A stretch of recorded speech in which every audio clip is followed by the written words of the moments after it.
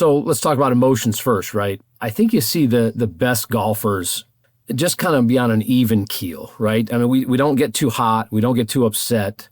And at the same time, we don't get too high either. In order to be focused, in order to be able to play at your potential, whatever that is, you've got to be able to stay right in the middle. You can't be too high. You can't be too low. I think, we see players like Tiger Woods, obviously, kind of maybe ran a little bit hot, played a little bit higher than most people. And then you look at guys like Rory. You can't tell whether they're playing good or bad, right? And it's that just kind of even keel temperament that allows us to play our best golf. Welcome to Charge Forward Coaching, the podcast for committed athletes and individuals who want to achieve more on and off the field.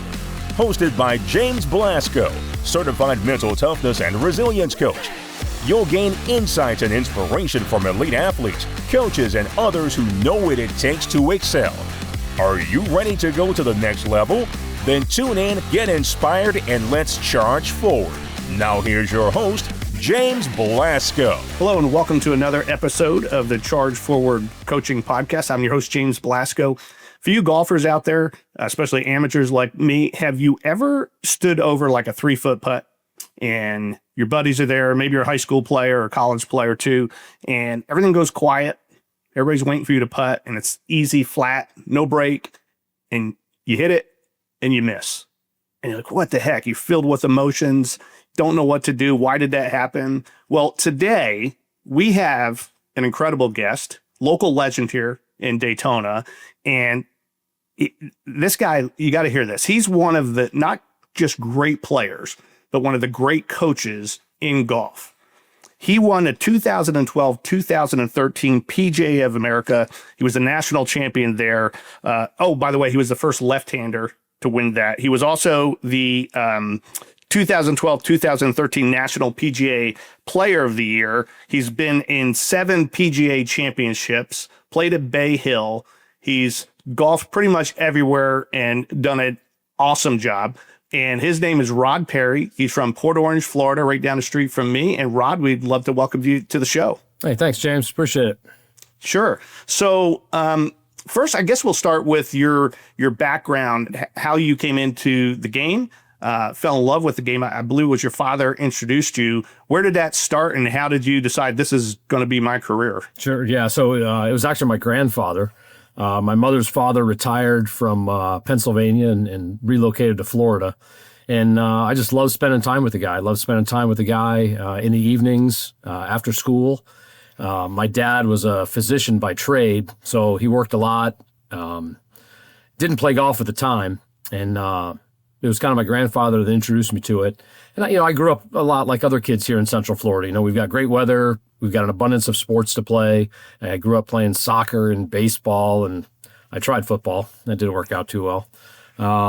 Swimming, kicker, right? tennis. I was a place kicker, and it's kind of a funny story that my kids won't allow me to tell. But I realized quickly that playing any of those other sports was going to be a very short-term goal for me, right? I wasn't going to really play in college. I wasn't good enough to do any of that. And it was kind of, I distinctly remember the spring break of my freshman year of high school. I played golf every single day, and I would play 18 or 36 holes every day during that time. And it's just when I fell in love with the game. And I came back after that spring break, a different kind of player, and played well in high school and went on from there. Yeah, and your career, I mean, any of us would dream of, accomplishing the things that you have, and it's really tremendous. So golf is such a mental game. We all know that. And you've played on some of the biggest stages out there. And two things that jump out at me in terms of golf, athletics in general, and especially competitive athletics, but athletes being able to control emotion and also stay focused for the short term and the long term. Could you kind of give us an idea of how you've learned to do that through your career? Yes. So let's talk about emotions first, right? I think you see the best golfers just kind of be on an even keel, right? I mean, we don't get too hot. We don't get too upset.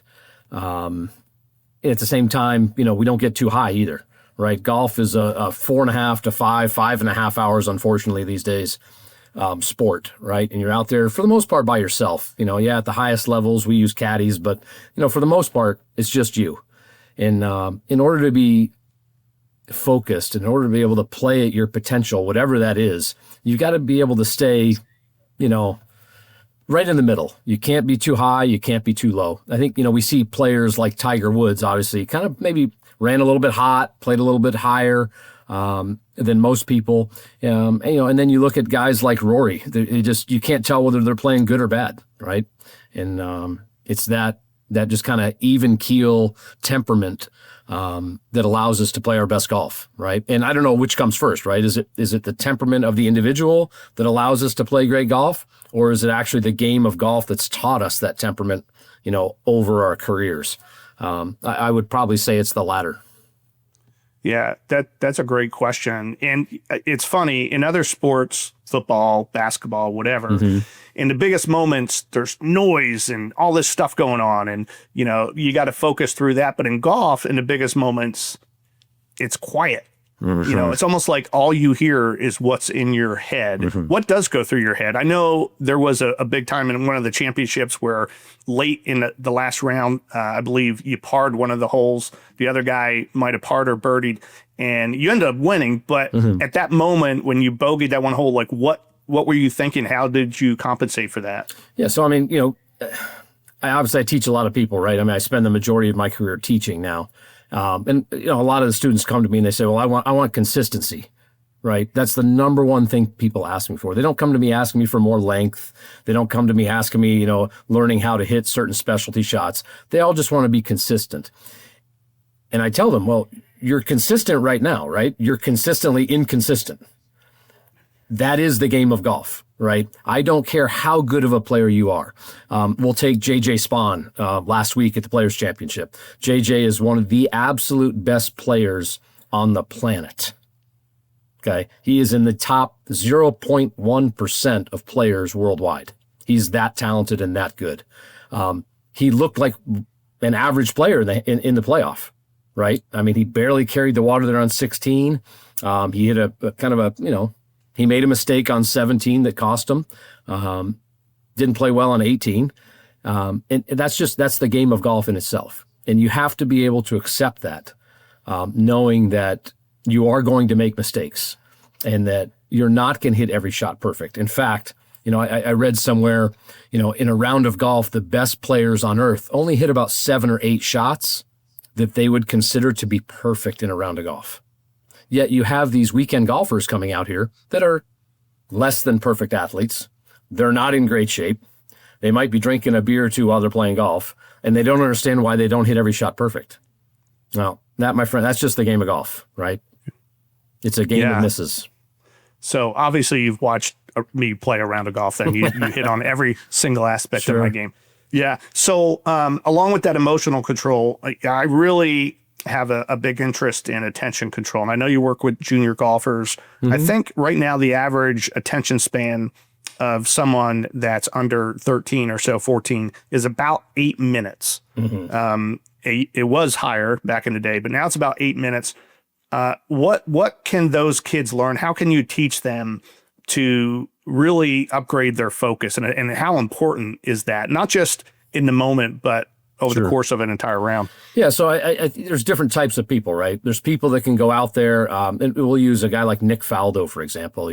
Nick was a phenomenal concentrator, if you will. He was able to go out there and stay in the zone from the time he hit his first shot, probably from the time he stepped foot on the golf course, honestly, till the time he finished on 18. Never breaking his concentration for a second. Right? Showed very little emotion when he played. And then you have other types of players. We'll take a guy like Lee Trevino, right? Lee Trevino is a very jovial, talkative, happy-go-lucky guy who by no means is focused for 5 hours. He's just able to get focused over his shot at that time. Once he hits the shot and he's walking down the fairway, he wants to talk about something else completely. And so there's different types of people. And I think that, if you're a social person, the idea that you can play golf for 5 consecutive hours and not break concentration is unacceptable. It's not realistic, right? So what I would say is we need to find a way to enjoy golf in between the shots, yet focus intensely when it's time for you to play, right? So maybe have a trigger word, right? So if I'm playing with you, James, I'm watching you hit your shot, you hit your shot, it's my time to play. I need to be able to have a trigger to myself and say, okay, Rod, now it's your time. Whether it's saying your name or another type of verbal trigger that helps you re-engage and refocus just for that next 30 seconds. And once that ball lands, we walk away, and James, you and I can go talk about something else on the way to our next shot. Right. That makes perfect sense. Golf's way too long. Yeah, it is very long. And so for you personally, when you're playing in tournaments, especially, like a PGA championship, give us an idea of what your routine, what your process is before, during, and even after. Sure. So I had some really, really good role models. I'm sure you did growing up. And one of those guys was a guy named Steve Eichstead. And he manages some condos down in New Smyrna now. He played on the PGA Tour back in the 70s. I grew up with his kids. And I remember it might not have been the final round, but it was in between that national championship kind of performance that I had back in 2013. And Steve called me and he said, Rod, just remember one thing. The only thing that ever matters is the golf, right? So nothing else matters. Players on the PGA Tour aren't playing for money. Scottie Scheffler, I think in an interview said, hey, I never played golf for money. I made $55 million on the PGA Tour last year, but I don't play for money. I don't believe that for a second, right? I think these guys really enjoy playing for the amount of money that they think about just a little bit. But I truly believe they're able to turn that off when they're actually playing golf, right? And they're able to make their performance, or in their case, golf, it's just about golf. It doesn't matter what you're playing for, right? We all had those putts, when we were kids, and we pretended, I'm putting for a win at the Masters, right? Or I'm putting for a win, at the Players Championship. No. You're just putting a 5-footer. You're just putting a 3-footer.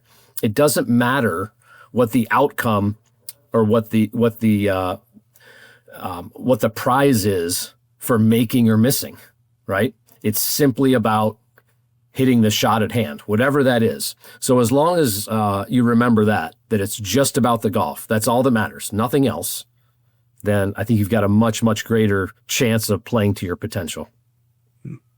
So this may be a silly question. I don't know. When you're playing in front of a larger audience, in person, on television, whatever, does anything typically change in the mindset for you or other golfers or does it help you focus even more? So it takes a while to learn, right? Because there's a lot of ambient noise, especially when you're playing in front of large crowds. There's bathroom doors slamming, there's conversation, there's cigar smoke. There's a lot of different things going on when you're playing in front of people. But I've always tried to create a bubble around myself.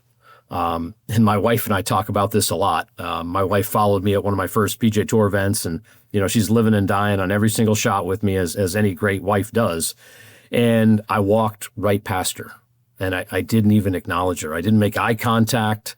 And she's like, I didn't know that person that walked past me. Like, that was somebody else who I've never seen. And it's taken probably the last 25 years to try to explain to her the mindset that I'm in when I am performing or when I am playing. I try to build just a bubble around myself.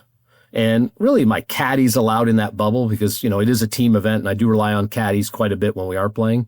But literally, nothing outside of that bubble matters. Like, literally, a bomb could go off on the other side of the golf course, and I wouldn't know. So anything in that bubble matters. Anything outside of that bubble, I don't pay attention to. So how do you then transition from inside bubble to outside bubble once you finish 18? After that putt on 18, you take a deep breath, and then the bubble's gone, and then you try to engage, and you try to be a fan-friendly person. Make eye contact and shake hands and say thank you, and sign autographs if you have to. But just nothing outside of that bubble deserves any attention while you're playing golf in front of people. So whether you're an amateur or professional, you're done with the round. We all think about the round, right? We all think about a hole or shot or whatever. Sure, yeah. What is the best way to process that information in a constructive way? Sure. So you go out and perform better next time. Yeah. So, I mean, keeping stats, right? Obviously, like understanding whenever I give a lesson, the first thing I ask is, okay, hey, what's our goal today? What are we working on? And, I want to be more consistent. No. Okay. It has to be a tangible thing, right? We have to be able to identify what part of your game do we need to focus on right now, right? If we're just focused on consistency, well, we've got 14 clubs in the bag. Which club do you want to be more consistent with? So, trying to identify specific parts of the game that need attention and kind of in what order is really, really important, right? So maybe we're working on distance control putts, right? That doesn't mean we're working on short putts. That doesn't mean we're working on driver. That means we're working on how to control our speed or our distance when putting, and that's it. Nothing else other than that. So strokes gained, that statistic, right? We don't really have access to that as amateurs, unless you're playing in PGA Tour events and you can kind of see in the field where you rank in those strokes gained categories.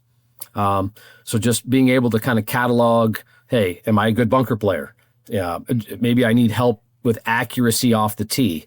Maybe it's proximity to the hole with irons, which is the number one most important statistic, right? When we look at Scottie Scheffler and we look at last year's performance, the only area that Scottie Scheffler dominated in was distance from the hole, right?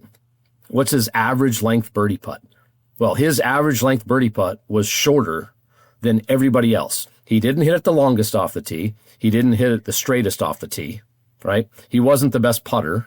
He wasn't the best bunker player. He was the absolute best when it came to getting the ball close to the hole from his approach shots. So was there ever a time in your career where you thought, you know what, this enough. I think I've gone as far as I can and maybe the struggle's too much, but then something caused you to pivot and go, nope, I'm going to stick with this. Yeah. So, I mean, by no means do I have the most difficult job on the planet. I love my career. I love what I've chosen to do with my life, but it has been a series of we'll call it successful failures, right? So after I wasn't the best player coming out of high school, I became a much better player in the latter years of college.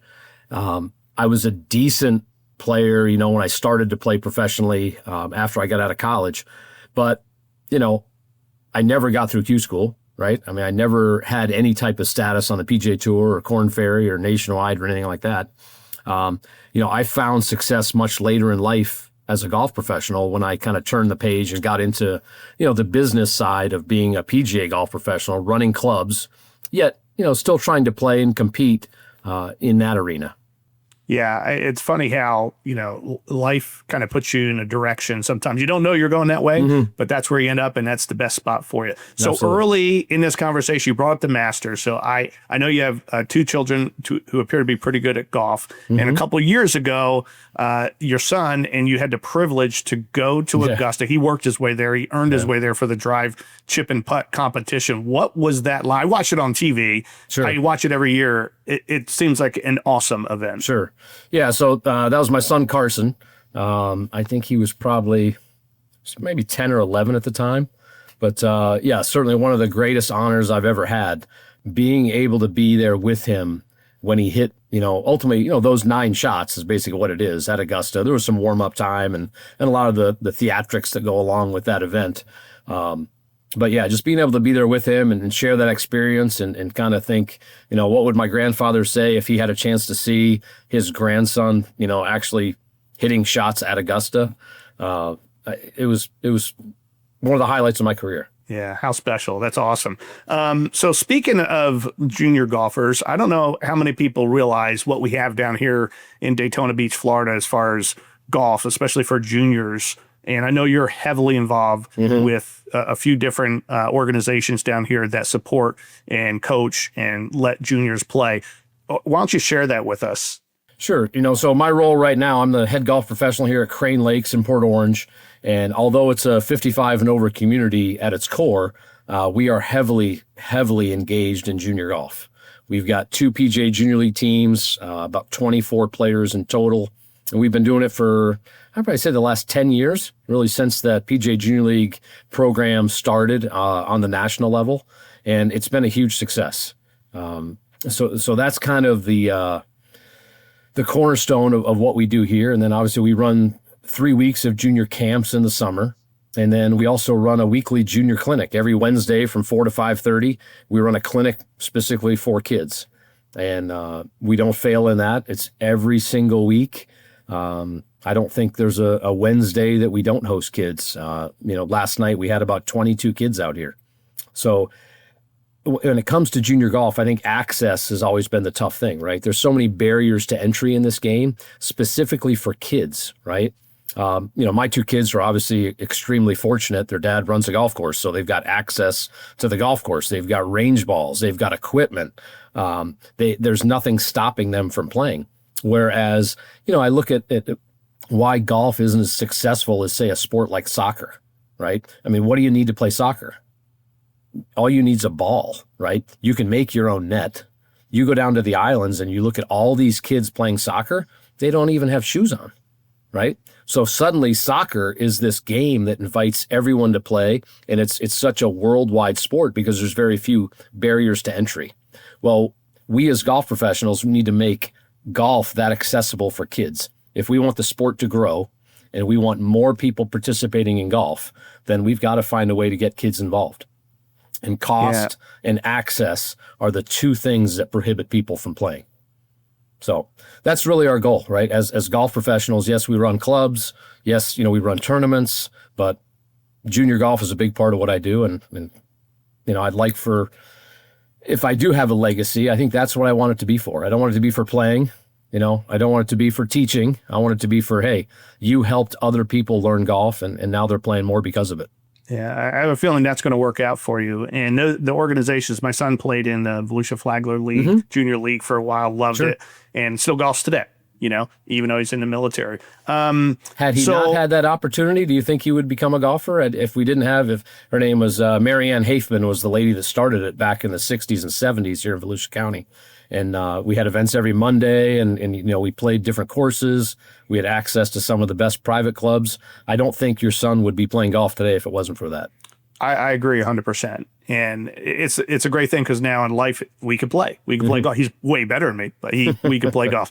So, but not just on the junior golf side. There's a lot of good golfers that have come from this area. You had shared some of that before. Can you expand upon that?